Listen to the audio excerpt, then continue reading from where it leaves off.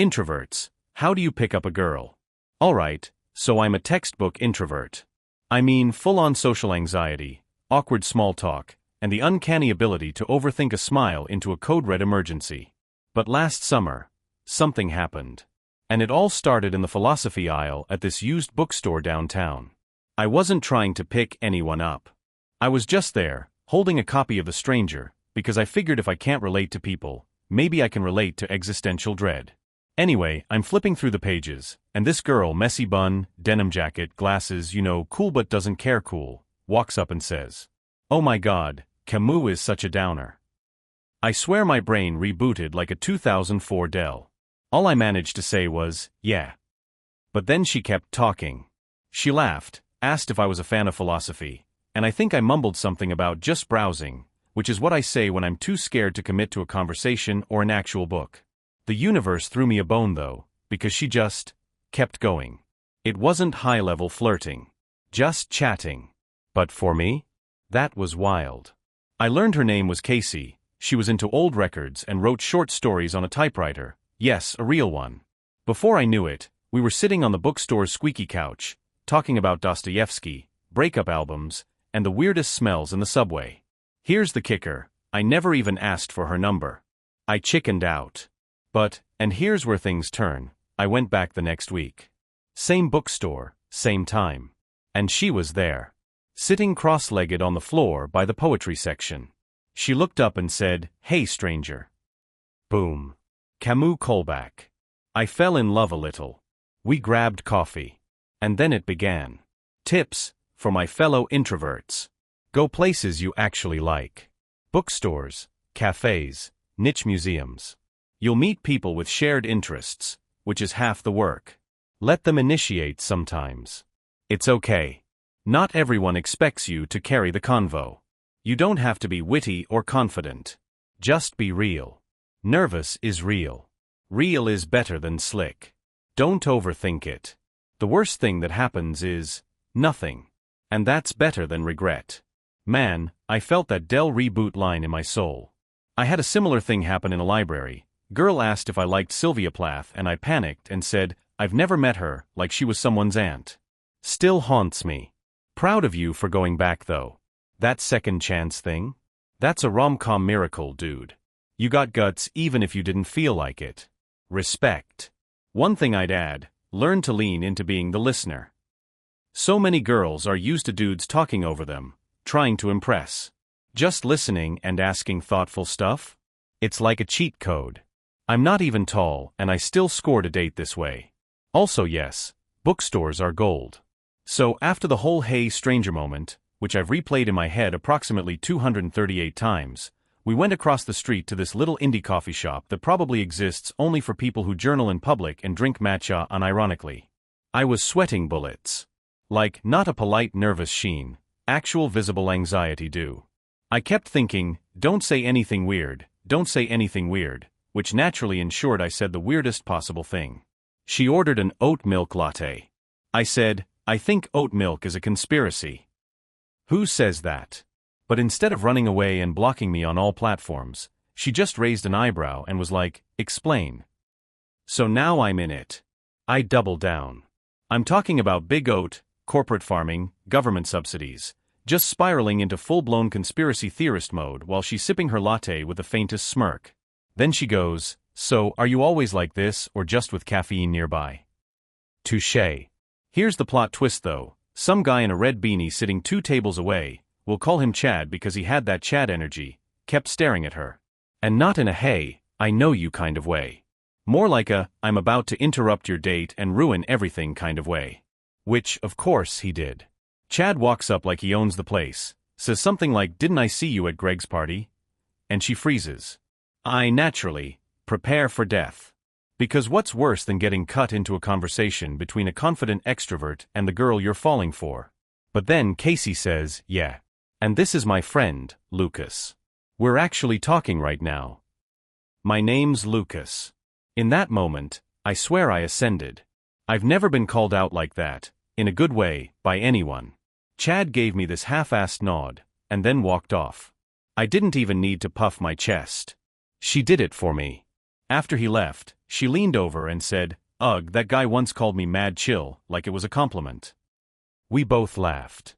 Like, actual honest laughter. And just like that, the awkward oat milk comment didn't matter anymore. I walked her to the subway. Still didn't ask for her number. But this time, she handed me a folded piece of paper with her name, her number, and "Don't be a coward" written on it. Reader, I nearly passed out on the platform. Tips, can't. You will say weird shit. It's fine. Own it. Humor beats cool. Every time. If someone makes you feel seen, like Casey did with that Chad guy, that's rare. Don't take it for granted. Also, paper numbers are underrated. Feels like a movie. Save them if you ever get one. Bro. This is the kind of stuff that makes me believe in fate or alignment of stars or whatever crap my therapist says when I'm spiraling. The "don't be a coward" note? That's poetry. That's top-tier flirtation. Also, shout out to Casey for fending off Beanie Chad with a power move. Marry this woman. Also, I now live in fear of ever ordering oat milk again. So, I stared at that paper with her number for 3 days. I'm not exaggerating.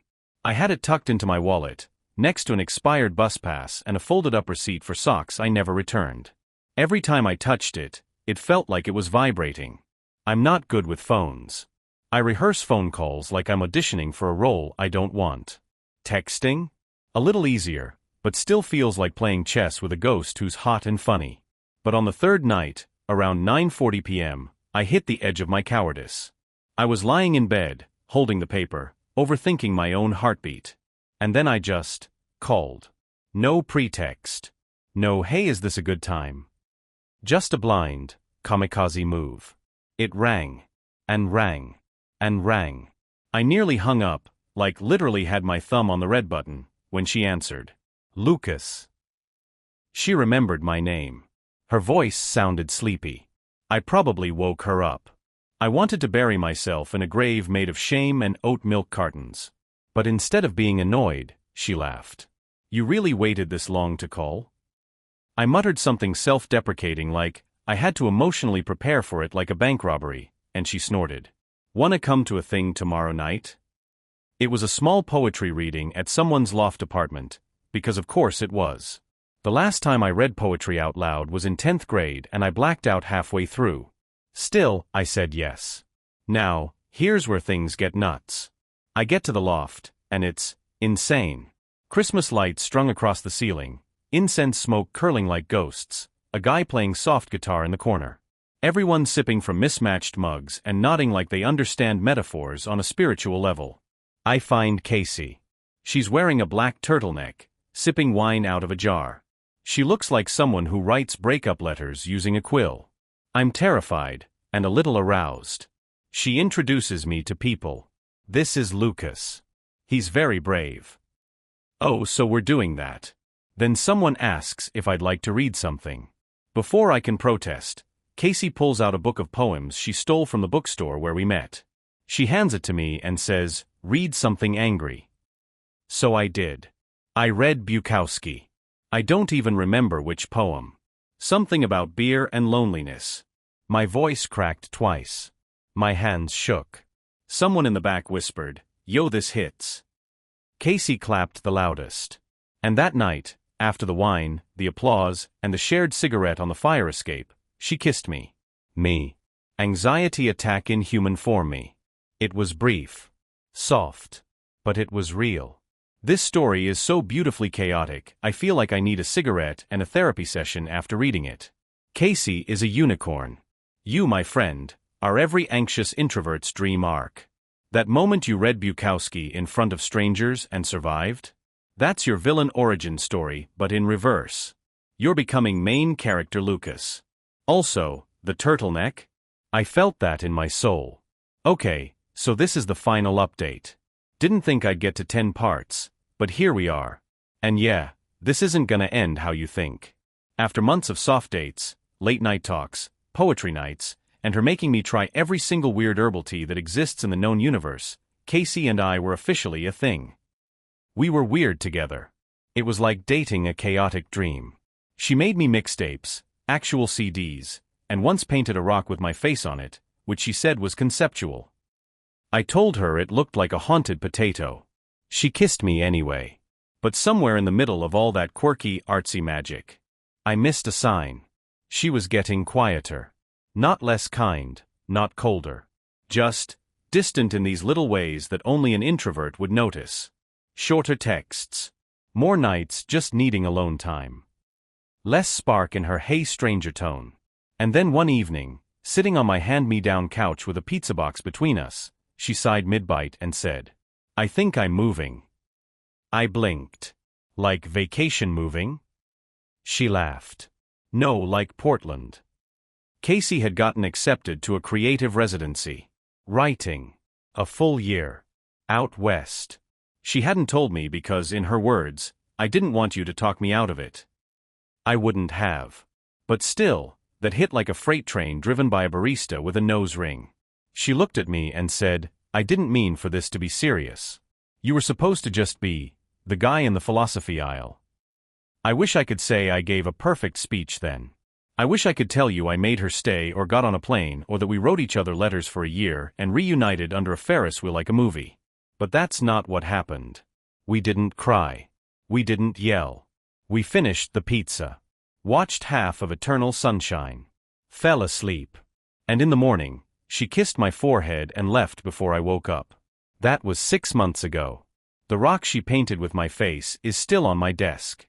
I look at it sometimes when I write. It reminds me of her, of that summer, of bookstores and oat milk conspiracies and being seen for the first time. We still talk now and then. She's doing amazing. She read one of my poems during her last reading and texted me a blurry video of it. I cried like an idiot. But here's the truth, I'm okay. Because for the first time in my introverted little life, I let someone in. I showed up. I made the call. I read the poem. And yeah, I got my heart a little bit broken. But God, it was worth it. I didn't come here to feel, damn it. But now I'm crying into my cereal. This was the most beautiful, painfully human thing I've read in a long time. Thank you for sharing all 10 parts. You didn't just pick up a girl, you picked up your damn self. And I hope you keep writing. We'd all read it. P.S. Haunted Potato Face Rock deserves a name.